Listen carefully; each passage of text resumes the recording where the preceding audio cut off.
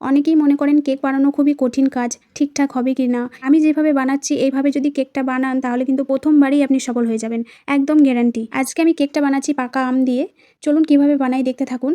আমি নিচ্ছি 1 কাপ সুজি। এবারে দিয়ে দিচ্ছি হাফ কাপ চিনি, একটা হিমসাগর আম দিয়ে দিলাম, আর 3 চামচের মতো তেল দিয়ে দিলাম, আর দিচ্ছি হাফ কাপ দুধ। প্রয়োজনে আবার দেওয়া হবে, এখন আপাতত এটুকুই দিলাম। তারপরে এটা পেস্ট বানিয়ে নিলাম। ঠিক এরকম ঘনত্বটা এসেছে। এটা আধ ঘন্টা রেস্টে রেখে দেবো। আধ ঘন্টা পর ফিরে এসেছি।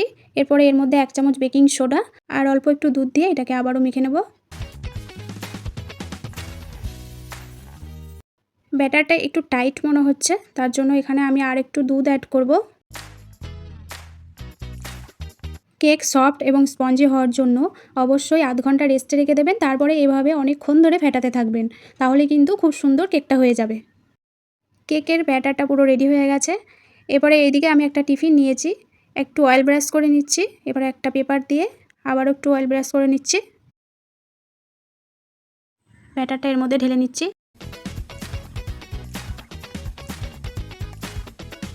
একটু সেট করে নিলাম, আর ওপর থেকে আমি আমার পছন্দ মতো একটু ফল দিয়ে দিলাম। এটা হচ্ছে চেরি ফল, আর একটু কিশমিশ দিয়ে দেবো। ব্যাস, আমার কিন্তু রেডি হয়ে গেছে। এবার এটাকে আমি চুলোর মধ্যে নিয়ে যাব। এভাবে বসিয়ে দিলাম। 35 থেকে 40 মিনিটের জন্য লো টু মিডিয়াম আঁচে এইভাবে রেখে দিতে হবে।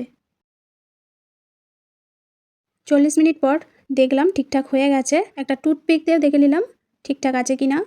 পারফেক্ট হয়ে গেছে। সাইড থেকে একটু ছুরির সাহায্যে কেটে নিলাম। কেকটা কতটা সুন্দর হয়েছে সেটা আপনারা আশা করছি দেখে বুঝতে পারছেন।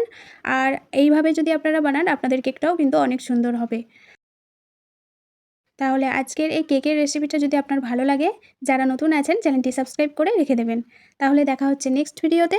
ভালো থাকবেন, সুস্থ থাকবেন। ধন্যবাদ।